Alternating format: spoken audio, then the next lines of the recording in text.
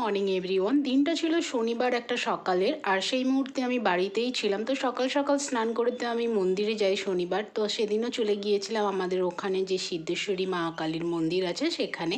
আমাদের এখানে যে কোনো অনুষ্ঠান হোক বা যে কোনো বিশেষ দিনে সবাই এই মন্দিরেই পুজো দিতে আসে, আর আমি যতবার এই মন্দিরে যাই মন্দিরের তো নতুন নতুন রূপ দেখি, খুব ভালো লাগে। তো মন্দিরে পুজো দিয়ে এসে ব্রেকফাস্টে খেয়েছিলাম দই চিড়ে মিষ্টি কলা দিয়ে। আর আমি কেন জানি না দই চিড়ে খেতে ভালো লাগে ঠিকই, কিন্তু একটু খাওয়ার পর যেন অবস্থা হাইফাই হয়ে যায়।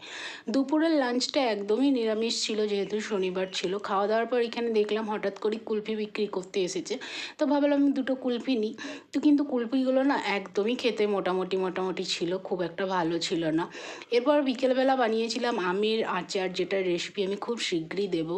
আর তারপরে আবার কি খাই ভাবছিলাম, ভাবতে ভাবতে একটুখানি লস্যি বানিয়েছিলাম একদমই সিম্পলভাবে। তো এইভাবেই দিনটা কাটালাম। চলো টাটা।